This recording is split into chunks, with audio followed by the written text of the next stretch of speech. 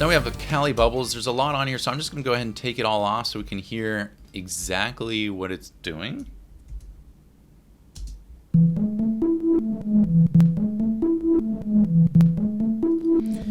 So right away you can hear there's some pops. Now if I wanted to, I could probably go through and clean these guys up. You know, using the scrubber tool, you can get in really close, see what's happening, and you can see, okay, yeah, there's these kind of hard edits, which we could just smooth out really quick. But obviously with everything I put on it, I couldn't even hear it in the mix, so it didn't become an issue. Otherwise, that would have been very quick and easy to do. Just select all, Apple F, add some crossfades. That should clean up those edits.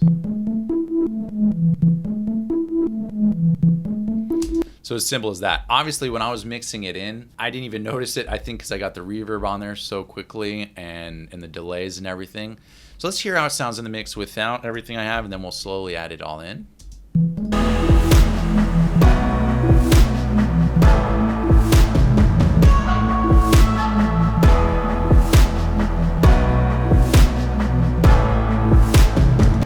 Now, without anything on it, you know, that's probably where I would hear it, is somewhere a little lower, around -7.3.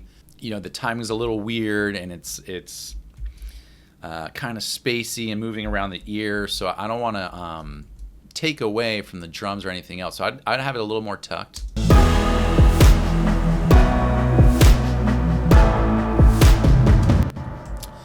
But what I ended up doing was, you know, again, we kind of have this sound that we're shaping for the record, and I would say in this particular case, it's reverb and spring reverb. Those seem to be the main tools that I'm using to shape the sounds in this song.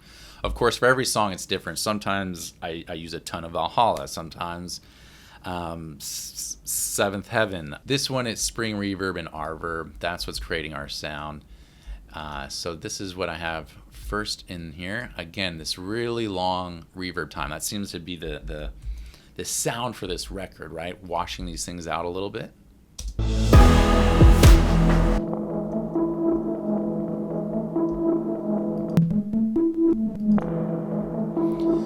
So that's some pretty heavy sound design. I'm washing it out completely. And then on top of that, now I'm adding a delay. So this is 100% wet. 10-second reverb time. It's kind of unusual for it to be processed this much, but we're really just washing it out. So now without the delay and then with it.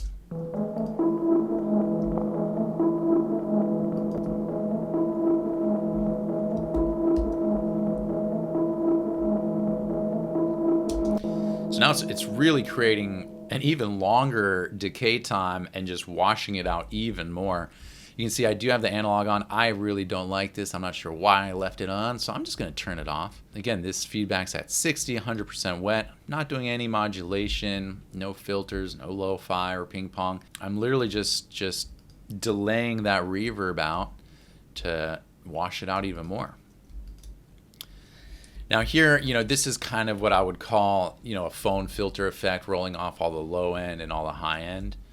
So let's hear how that sounds. This is really going to place it and focus the sound in the mix, and it will give it separation. So again, when you have a sound that's taking up a lot of space, for example, this, you know, it has a ton of reverb, it has a ton of delay. Now it's just completely washed out and taking up all this space in the mix. Well, now we can kind of refocus it back in by just allowing certain frequencies to come through. That way we can push it up in the mix a little bit more, and it won't be, you know, basically smearing and covering up all these other important instruments and things that are going on. And so I'm rolling off all the high end above 1K basically, and everything up above 250 hertz, or everything below 250 hertz is being rolled off. So let's hear how that sounds before and after.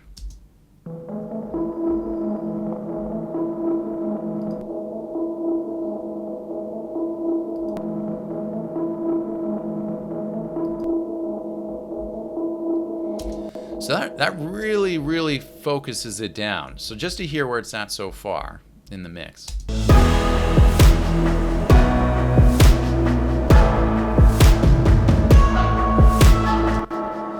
You know, it's doing something cool. It has some ear candy. It's still not quite that special.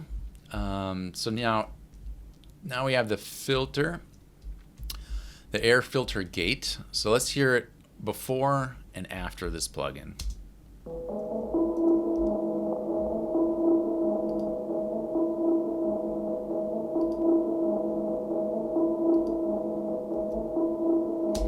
So this is basically rolling off a little bit more top end is what it sounds like to my ears. It's kind of making it a little bit smoother.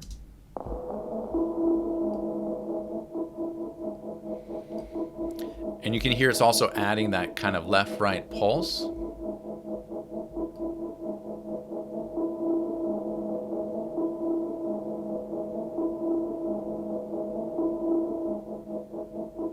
That's pretty cool, but I think, you know, we'll leave it closer to where I had it. So it's adding that left-right pulse to this sound, which is pretty cool, and it's rolling off a little bit of the top end. So again, just creating a little bit more separation. And then the last thing is the doubler, which most of you guys probably use on vocals.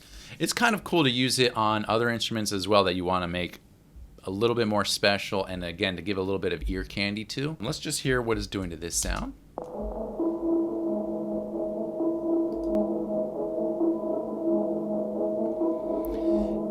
You know, it's almost adding a little bit of a chorus effect.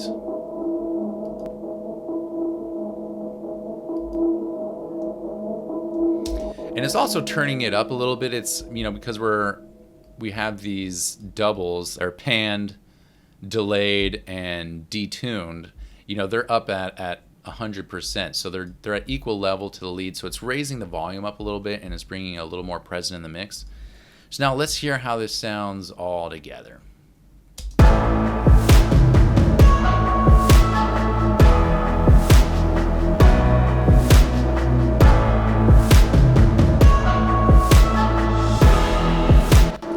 You know, now that I'm hearing it, I kind of want to go a little bit more extreme with this filter gate, just to give it a little bit more pulse. So let's just go ahead and do that.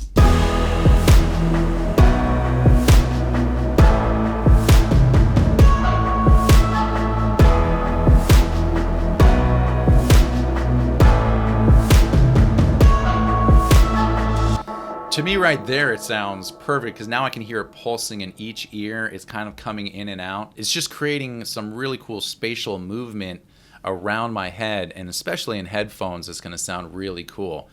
And that's, I think, another thing that's important. I don't know if I'd call it a pro tip. You know, you want to try to create depth in your mixes in more ways than one, right? Obviously, you can create depth through uses of space like reverb. You can create a front to back. Also your levels with your volumes, that creates a sense of front to back and depth. But also you want to create depth by having listeners be able to discover something new every time they listen, or every time they listen on some different medium, whether it's a different type of headphone, or in the car, or on a little boombox. To me, those are some of the most special records that stand out, especially growing up, were records that I thought, you know, I had heard a million times.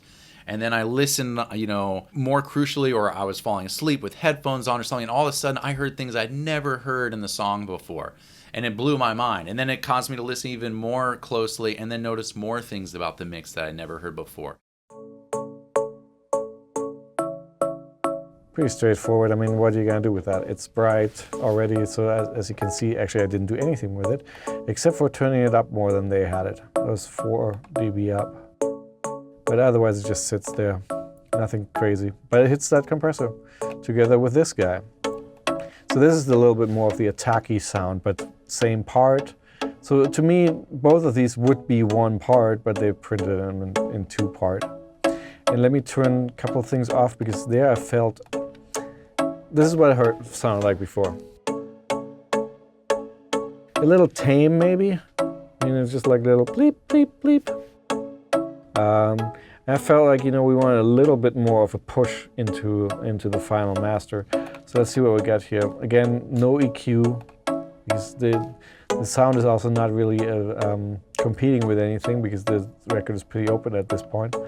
But I felt like, you know, we could make it maybe a little crunchy and get more excitement out of that sound with extra frequency. What distortion does is it creates non-linearities and new frequencies and overtones. So actually, by definition, distortion is an exciter in a way, and if used a little bit subtly, but there, it will actually help have this part stick out, even though it's not EQ'd. Like, I don't want to EQ more mid-range in it, or let's say presence. I just wanted to have it a little bit more excited. So again, there's another trim. Richard likes trims. I know. This trim is here because lo-fi, unfortunately, it doesn't have an output trim or any level, so it's hard to A/B it. So I just used this trim plugin right afterwards to be able to turn both of them at the same time on. So I can actually compare them, and I can show you that, because from the board I can pretty easily do that. See? Just turn these two on at the same time. So let's see what that sounds like without first. Kind of a little thin again. Like, it feels like in this whole record everything sounded a little thin and needed a little bit more oomph to it. So this was what I'm using to do that. It's a little distortion, but the same level again. Turn it back off. You see how the ambience and the release changes a little bit. Make it more drastic. It's that sound. Now it's harder to A/B, of course. Turn it back. It's kind of like that. But a little grit, a little bit of a stick it out a little bit. And then I also decided, hey man, we should probably get it a little shorter, but a little bit more attack on it, just to make it more prominent. There you go. Without that, it just gets a little bit of a forwardness to it. Let's see if it's possible to get that, to hear that in context with the other plugins. Maybe. Let's see. It's kind of a cleaner sound, all of them off, and with it on, and you hear that little fabric, and it gives you a little bit more of a feel of like I can actually touch this sound. I like that. Okay. On the third one, did nothing again, which is good, except for I spread it a little wider, and there's a reason for that. The way it is changing is subtle, but when it is changing, actually the width goes quite a bit wider. So I felt like at the moment where the pre-chorus comes in, I should probably push it a little bit more to the side, see how loud that's gonna go. Let's see. And here it comes. Yeah, you can't hear that. It's too soft, and I think I remember that I had it much louder.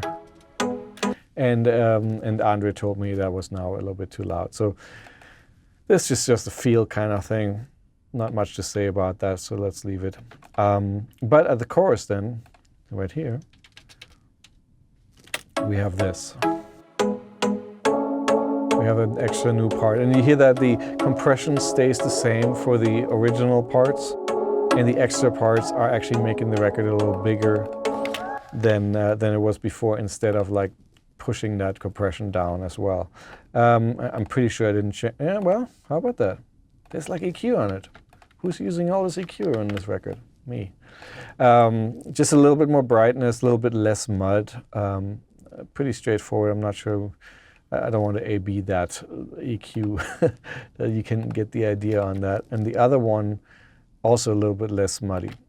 So maybe I'll just do both together.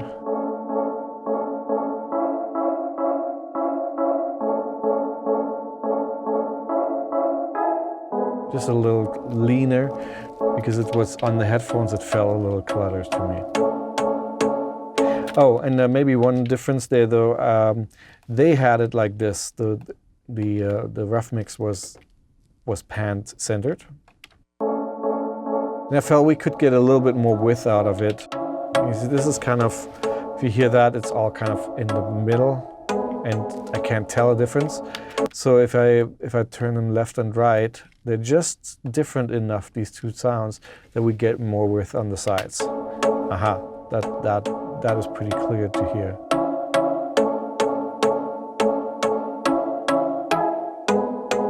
here without before. Center. Yeah, it's kind of not as wide, and then wider. You know, it's a good kind of mini lesson of saying that sometimes the trick of making something wider is not the plugin, not the widelizer, not your phase tricks. It's just the fact that there's two instruments that are correlated somehow, but are actually panned opposite, and it's an arrangement tool too. You know, I like that part actually. And let's see what's the last thing here. Oh, okay. Oh, that's this. I remember this one. I'll tell you a story about this song. This sound. This is funny. So the same thing. I felt, you know, when you put them all together, I felt like I couldn't hear this sound. Like it was this worm-like moog-ish sound. And I actually remember trying to EQ it a little bit, and nothing really came out because it's dark anyway, so it didn't stick out, and it didn't have a texture that was particularly lending itself to it coming out. So what I did the same thing with the lo-fi, though also a little bit saturation. Check this out. Now it has like a little fuzz. And I actually automated it. Let me show you the automation on that. So obviously this part was interesting because it was low and then it was high. Once it was high, it was easily sticking out because of just the frequency range it was in. Once it was low, it was just muddy. So the idea there was, okay, what if I, especially later here, what if I keep the low part kind of distorted like I just did it? And then when it goes into the high part, don't distort it anymore because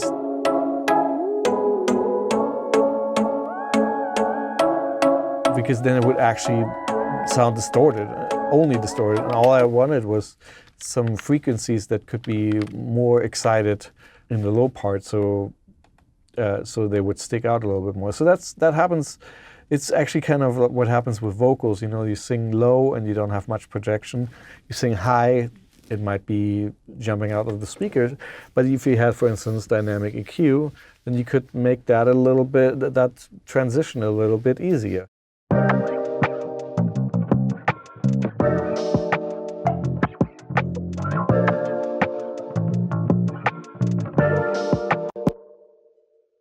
Unfreeze these two sounds real quick. Okay. So the other two sounds that are playing at this point.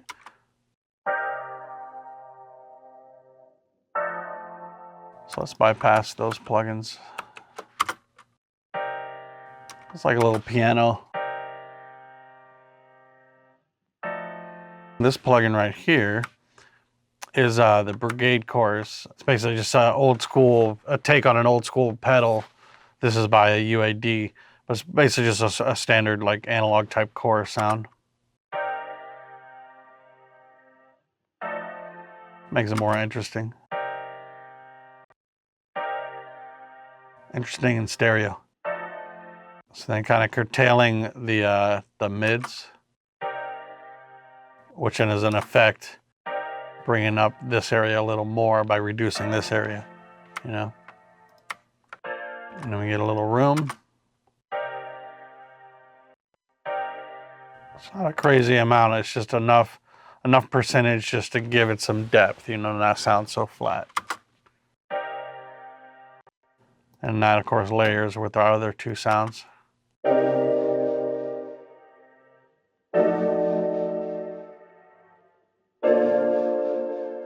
This gives us a little bit of attack, not much though. And then the pad sound, might have to crank your speakers up.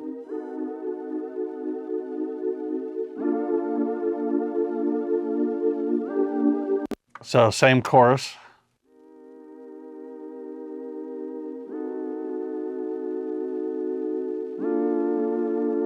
Very cool sound, but it's, you know, a little bit of chorus. Makes it really stereo.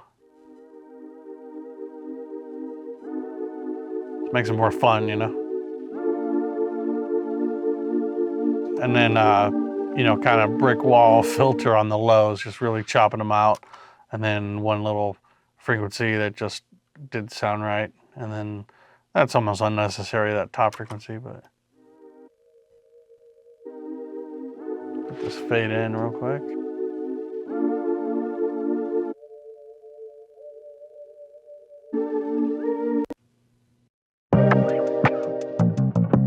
Second sound from our first pair continues, but these other two come in now.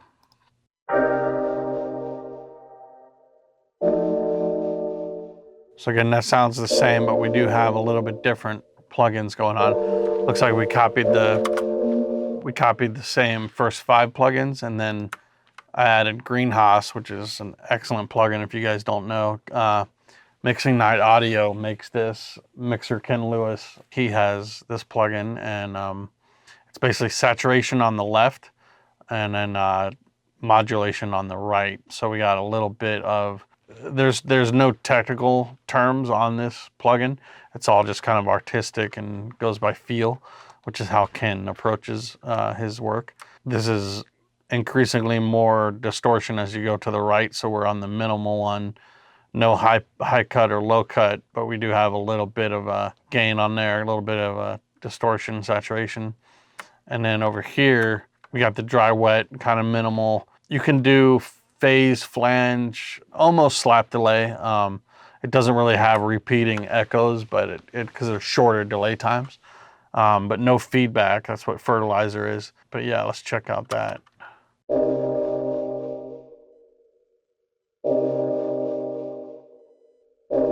I'll crank it up so you guys can really hear it.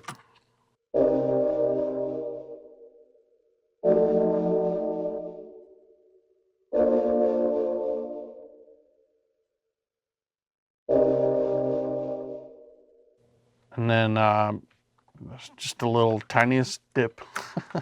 I tend to do those kind of things at the end of the mix. Once everything's together, I'll just hear little things and just go notch things and cut things out. So the supporting sound for this. So this is more like our little piano from before. This is an interesting plugin called Denise the Sweeper. It can be a side chain. It's a low pass, high pass. It can be a lot of different things, a modulation, but it's kind of giving us that wah effect.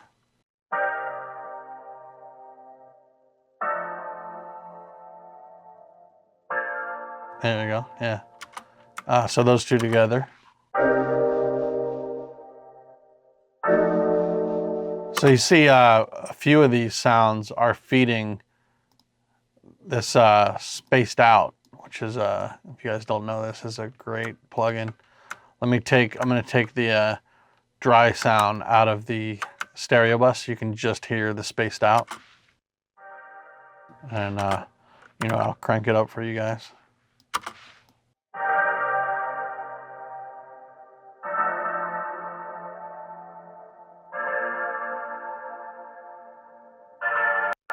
So it is a reverb, but it's also a delay, but it's a unique take on it. Like you have standard things like width and EQ and pre-delay, stuff like that. It's not a normal reverb. Okay, so these are like program buttons, and then you have this XY axis thing where you can go wet and dry up and down. But if you go to the left, you get more of the delay module. If you go to the right, you get more of the reverb module. You have different patterns and different reverbs. If you click these different things over here, you get different rhythms like dotted, triplet, all that. So it is a standard, it is a delay, it's just not a standard delay, intensity, all these different textures and filters. So it's just a real interesting reverb delay combo, and you can just get some real cool sounds out of it. So I went with that for putting on these keyboards, just to make them kind of more ethereal and less normal. I just didn't want to put a regular standard hall reverb or plate reverb. I just wanted something more interesting.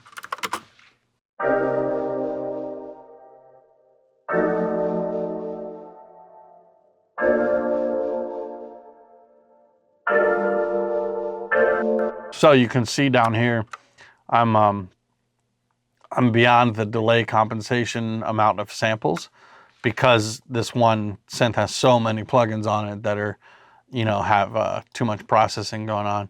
Green Haas, Golf Haas, 2 Pro Q2s, a bunch of stuff. So this is one where after I got the sound, I immediately froze it so that my delay compensation wouldn't be messed up. All right, that's nice. Let's go to the piano.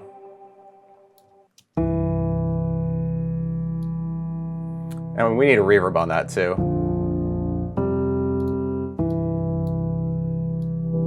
So I got some mid-range.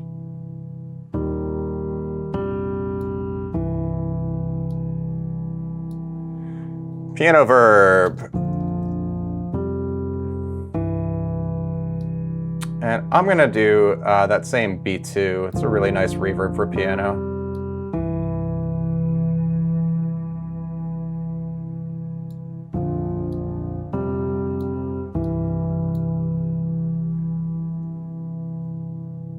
Maybe a little bit of compression too.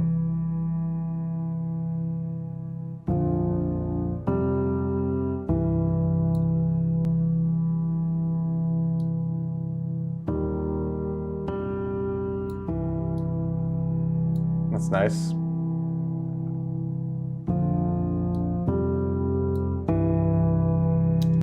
And let's put a soothe after that too.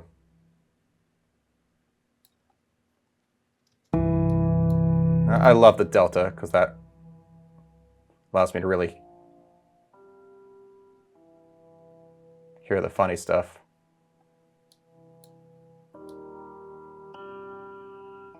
Like that.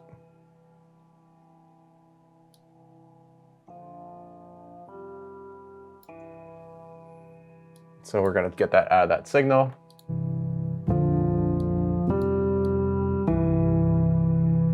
Nice.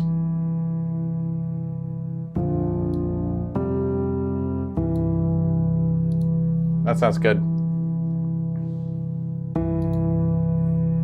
That's good.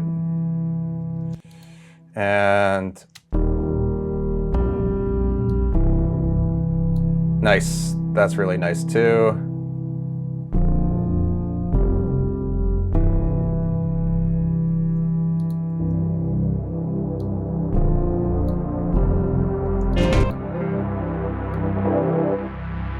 I want to take the mid-range out of this pad.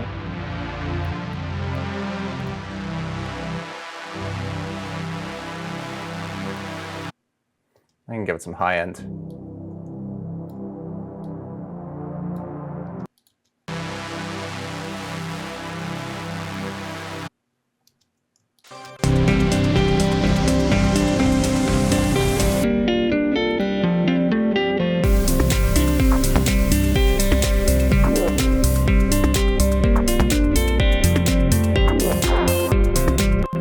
All right, E-bass. Great sounding E-bass.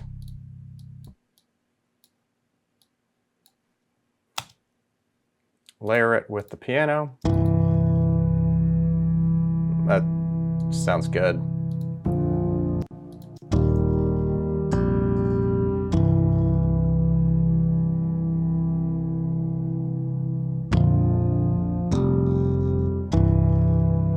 Yeah, that's nice.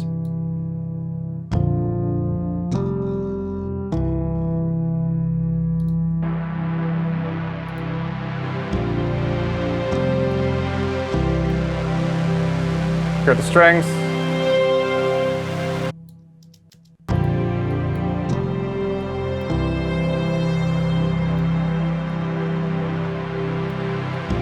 Bring up the high end. And we're definitely gonna put some soothe on this. Just gonna copy it over just to get it, but new settings. All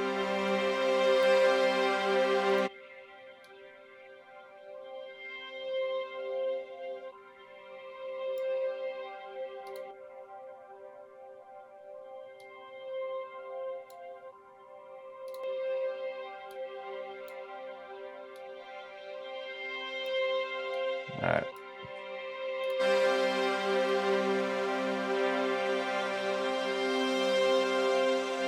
Nice.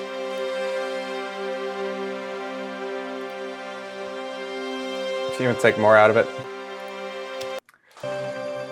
So let's listen to all of it together.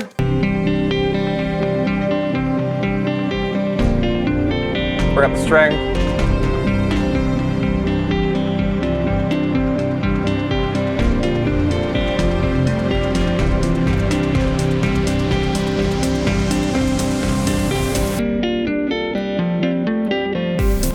I'm gonna volume automate the strings up in the end right here. Bring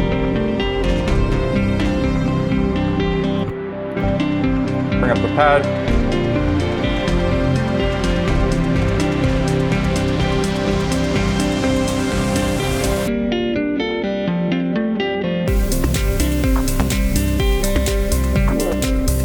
And let's do a little effect here.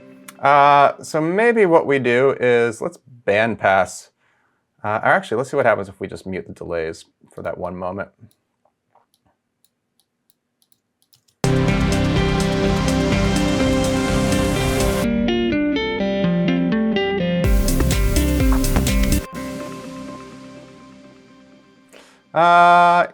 You know what? Yeah, let's do a little effect. So I'm going to use an EQ to do it, but we're just going to do some high pass automation.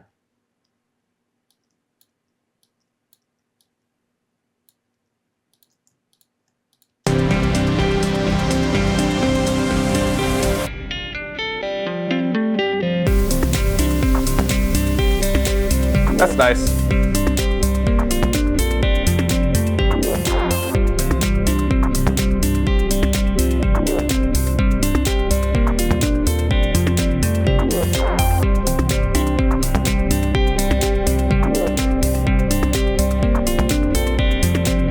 Checking a different room.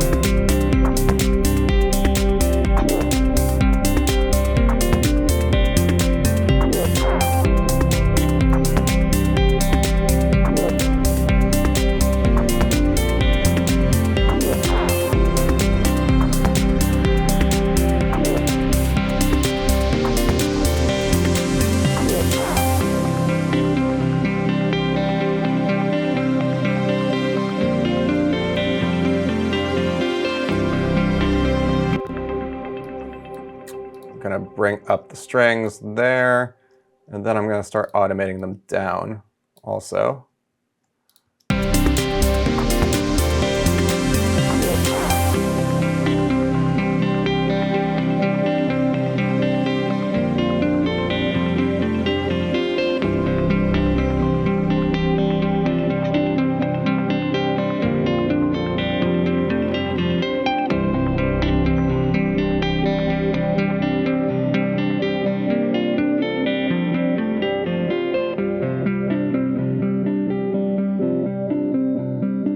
And then what about these like reverse guitars here? Yeah, why don't we use one of these right at the end? Or is this a major one right here? Yeah, actually, let's use the C major. So let's flip it.